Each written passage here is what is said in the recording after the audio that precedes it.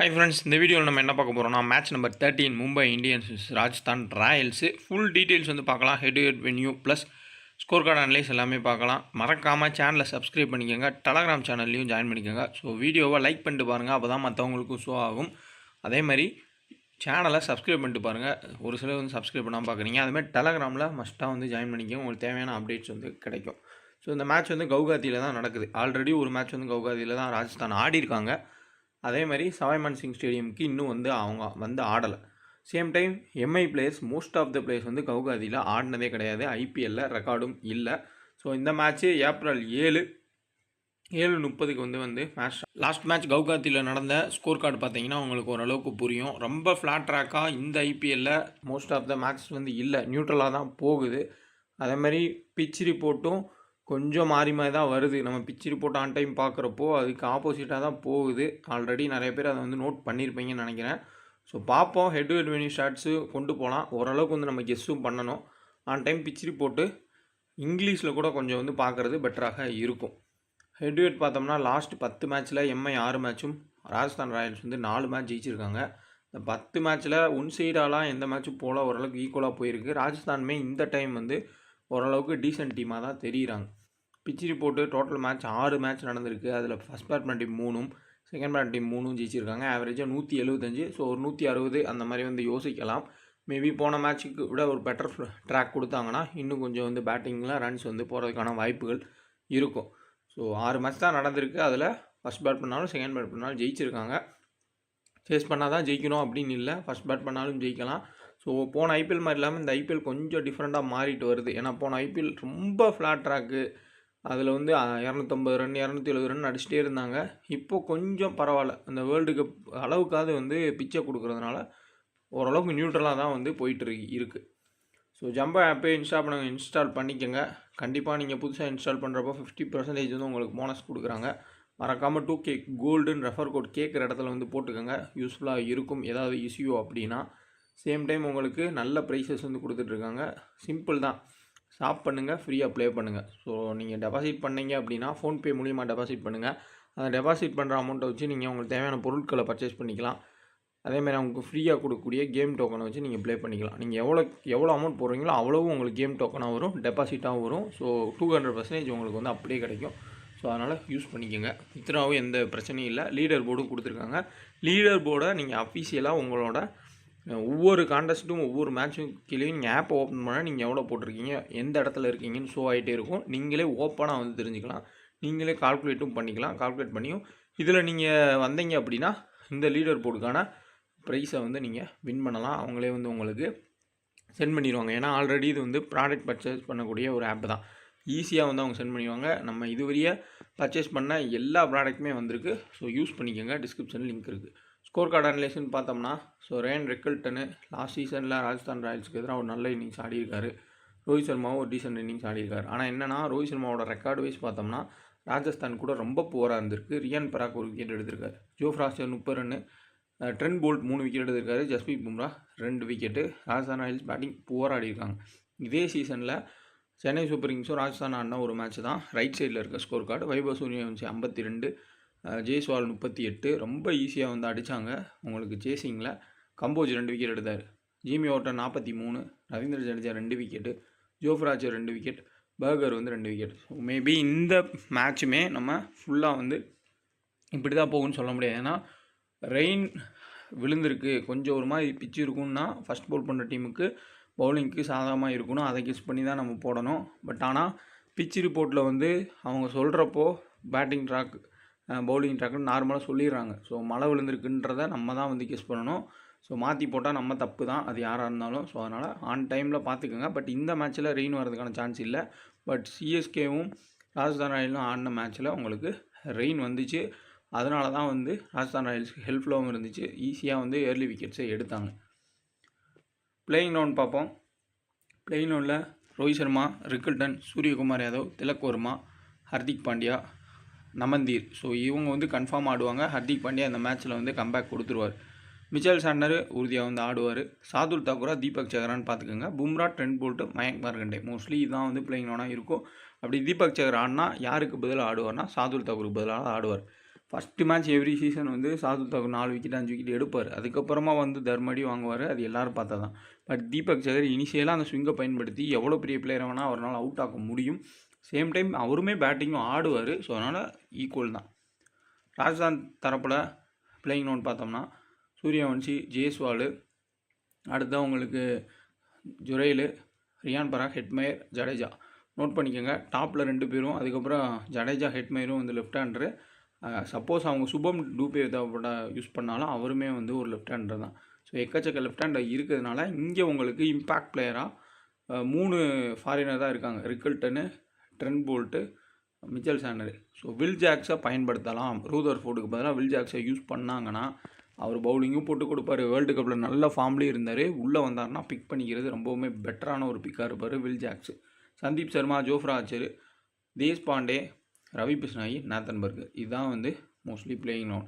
So இனிஷியலாக பார்த்தோம்னா ரோஹித் சர்மாவுக்கு ப்ராப்ளமாக நான் சொல்லிடுறேன். நடக்கலாம், நடக்காமையும் போகலாம். Jofra Archer, Sandeep Sharma, burger 3 பேருமே ரோஹித் சர்மாவை ஸ்ட்ரகிள் பண்ண முடியும். ஏன்னா ஜோஃப்ரா ஆர்ச்சர் அவரோட பேஸுக்கு நல்ல லைனில் போடுவார். சந்தீப் சர்மாவுக்கு எதிராக ரோஹித் சர்மா, விராட் கோலி எப்பயுமே திணறி இருக்காங்க. அதையும் பார்க்கணும்.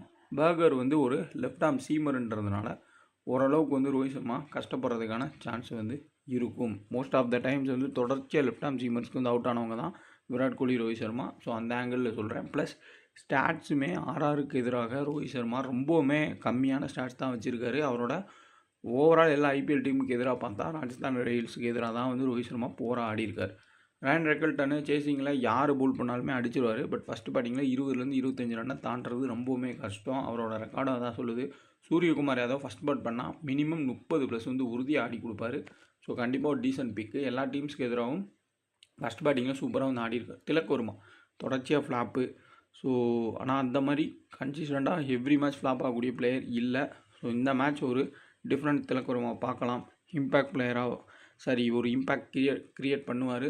கண்டிப்பாக ஒரு டிஃபரன்ஷியல் ஆப்ஷனாக நம்ம திலக் வர்மாவை பார்க்கலாம். ஒரு கிராண்ட் லீக்கில் கேப்டனாக ட்ரை பண்ணி பாருங்கள். ஹர்திக் பாண்டியா வந்துட்டாங்கன்னா சேஃப் ஆப்ஷன். பவுலிங்கும் போடுவார், பேட்டிங்கும் வருவார். மினிமம் ரன்ஸ் கேரண்டி, நமக்கு பாயிண்ட்ஸு. நம்ம தீர்வு ரொம்ப ரிஸ்கி பிக்கு. டாப்பில் ஃபுல்லாக விக்கெட் போகும்னு நினச்சி நீங்கள் ரொம்ப ரிஸ்க் எடுக்கணும்னா ஒரு சில டீமில் ட்ரை பண்ணுங்கள். மிச்சல் சாண்டர் கண்டிப்பாக பேட்டிங் வந்தால் ஒரு 15 ரன் ஆட முடியும்.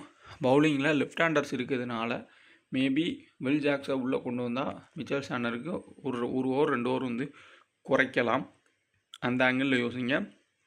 வில் ஜாக்ஸ் வந்துட்டாருன்னா அவரை வந்து இவருக்கு மேலே எடுங்க. ஏன்னா பேட்டிங்கும் கண்டிப்பாக வில் ஜாக்ஸ் மேலே வந்துடுவார். பவுலிங்கும் லெஃப்ட் ஹேண்டர் நிறையா இருக்கிறதுனால அதிக ஓவர்ஸ் போட சான்ஸ் இருக்கும். பும்ரா மினிமம் ஒரு விக்கெட் வரையும் ஆடிடுவார், எடுத்துருவார். ப்ளஸ் அதிக டாட் பால்ஸ் போடுவார். கிட்டத்தட்ட பும்ரா ஒரு 50 ஃபேண்டசி பாயிண்ட்ஸ் வரையும் எப்பயுமே வந்துடுறாரு. ஸோ டெத்துலேயும் போகிறதுக்கு சான்ஸ் இருக்கும். ட்ரெண்ட் போல்ட்டு, சூரியவன்ஷி அவுட் ஆகிறதுக்கான எல்லா வாய்ப்பு இருக்கும். ஜுரைல் அவுட் ஆகிறதுக்கான நிறையா வாய்ப்புன்றது இருக்கும். ட்ரெண்ட் போல்ட் ஆடினார்னா மயக் மார்கண்டே விக்கெட்டே எடுத்ததில்லை ராஜஸ்தான் ராயல்ஸுக்கு எதிராக. சேம் டைம் இப்போ ரீசெண்டாக ஃபார்மும் இல்லை, தேவைப்பட்டால் யூஸ் பண்ணுவாங்க. ஸோ பவர் பிளே டெத்தில் உங்களுக்கு ட்ரெண்ட் போல்ட், ஹர்திக் பாண்டியா, பும்ரா தான் கம்பெயின் பண்ணுவாங்க. சாதுல் தாக்கூர், தீபக் சகர் யாருன்னு பாருங்கள்.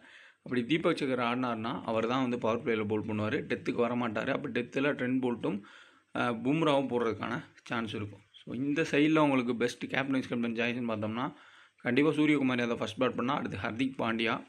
கிராண்ட் லீக்கில் பும்ராவும் திலக் வர்மாவும் ட்ரை பண்ணி பாருங்கள். வில் ஜாக்ஸ் வந்தால் உறுதியான ஒரு trump card pick. Same time இங்கே ஜெய்ஸ்வால் கன்சிஸ்டண்ட்டாக எல்லா டீமுக்கு எதிரும் அடிச்சுட்டு தான் இருக்காரு. சூரியவன்ஷி ஹிட் ஆர் ஃப்ளாப் தான் சுற்றுறாரு.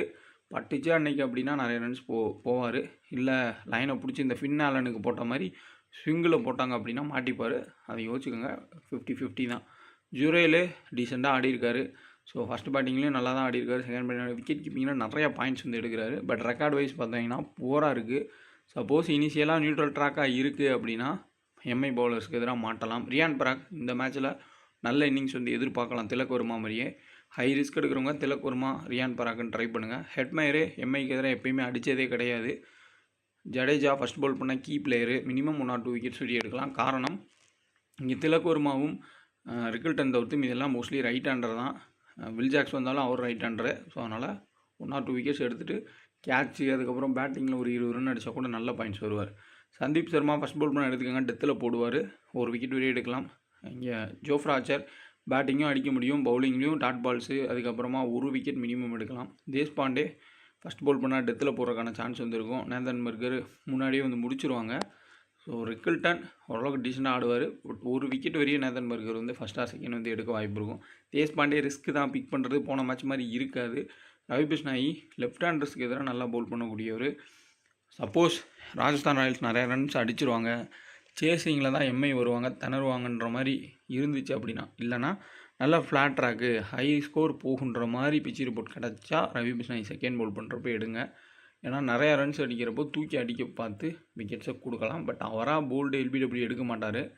பேட்ஸ்மேன்ஸாக தப்பு பண்ணால் அதில் வந்து விக்கெட் கிடைக்கும். ஸோ டீசன்ட் கேப்டன் சாய்ஸில் இந்த சைடில் ரியான் பராக் இந்த மேட்ச்சுக்கு பெட்ரு. அதேமாதிரி ஜேஸ்வால் டீசன்ட், ஜோஃப்ரா ஆர்ச்சர் 3 பேரும் ஹை ரிஸ்க் எடுக்கிறவங்க கிராண்ட் லீக்ஸில் ஜடேஜாவை ட்ரை பண்ணி பாருங்கள், ஓரளவுக்கு பெட்டராக இருக்கும். ஸோ ஸ்டாட்ஸை வந்து பார்க்கலாம். லெஃப்ட் ஹேண்டர்ஸ் இங்கே இருக்கிறதுனால வில் ஜாக்ஸ் வந்தால் கீ பிளேயர். ஸோ இந்த சைடில் உங்களுக்கு ரைட்டு லெஃப்ட்டுன்னு தான் இருக்காங்க. ஸோ அதனால் Jadeja most of the overs வந்து போகிறதுக்கான வாய்ப்புகள் தான் இருக்கும். ஸோ ஸ்டாட்ஸ் பாருங்கள், ஸ்டாட்ஸை வச்சும் யூஸ் பண்ணிக்கோங்க. நான் முன்னாடி சொன்னதை ஜெய்ஸ்வால் ஹெட்வேர்டில் 42 ரன் ஆவரேஜ், வென்யூவில் 146. சூரியவன்சி ஹெட்வேர்டில் ஒரு மேட்ச் ஆனார் 0, வென்யூவில் 52. சூரியவன்சிக்கு எதிராக தீபக் சவரோ இல்லை உங்களுக்கு ட்ரெண்ட் போல்ட்டோ 2 பேரும் கம்பைன் பண்ணி பவுல் பண்ணால், இல்லை ஹர்திக் பாண்டியா ஃபஸ்ட்டு ஸ்பெல் எடுத்து பவுல் பண்ணால் கூட கொஞ்சம் மாட்டிக்கிட்டார் அப்படின்னா அவுட் ஆக சான்ஸ் இருக்கும். ஜுரேல் ஹெட்வேர்ட் 2 மேட்ச் ஆடிருக்காரு, 6 ரன் தான், வென்யூலையும் 90 ரன் தான். ஸோ ஆவரேஜ் படி ஸ்டாட்ஸ் படி பார்த்தா புவர் இவரும் ரோஹித் சர்மாவும். ஆனால் ரீசன்ட் ஃபார்மு 2 பேரும் டீசெண்டாக ஆடிருக்காங்க. ஸோ 50-50 தான், என்ன வேணால் நடக்கலாம். ரியான் பராக்கு ஹெட்வேர்டில் 32, வென்யூவில் 32. தேவைப்பட்டால் ஒரு ஓவர் இல்லை 2 ஓவர் போடுறதுக்கும் சான்ஸ் இருக்கும். ஹெட்மயரு 9 மேட்ச் ஆடிருக்காரு ஹெட்வேர்டில் 69, வென்யூவில் 100 ரன்னு. ஜடேஜா 21 விக்கெட் எடுத்திருக்காரு, பேட்டிங்லேயும் ஒரு 10-15 ரன் ஆட முடியும். வென்யூவில் 3 விக்கெட்டு. தேஷ்பாண்டே வென்யூவில் விக்கெட் எடுத்தது கிடையாது, ஹெட்வேர்டில் 3 விக்கெட் எடுத்திருக்காரு. ஜோஃப்ரா ஆர்ச்சர் 12 விக்கெட் எடுத்திருக்காரு ஹெட்வேர்டில். மினிமம் இந்த மேட்ச் 1 விக்கெட் ப்ளஸ் வந்து எடுப்பார், வென்யூவில் 3 wicket.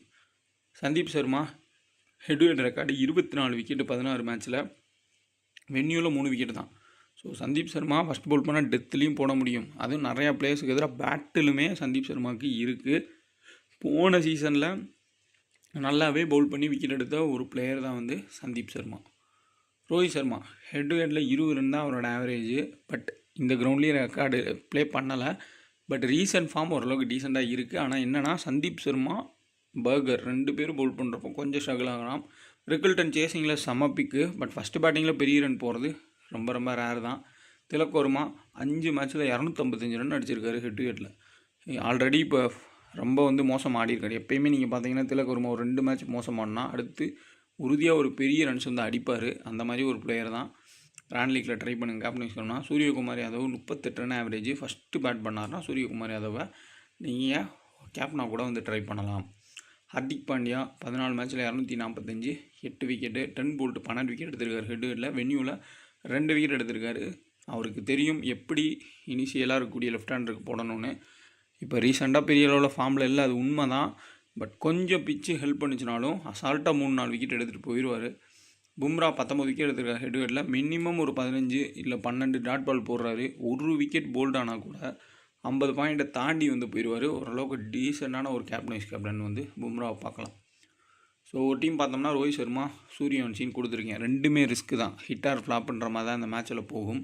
Rickelton, Tilak Varma, Jurel, Hardik Pandya, Riyan Parag, Sandeep Sharma, Nathan Burger, Trent Boult, பும்ரான்னு எடுத்திருக்கேன். ஸோ இதில் கேப்டனும் அந்த 2 பிளேயருமே இந்த மேட்சை பொறுத்தவரைய ஹிட் ஆர் ஃப்ளாப் தான். அடித்தா பெரிய ரன் இல்லாட்டி ஏர்லி அவுட் ஆக தான் வாய்ப்பு இருக்கும்.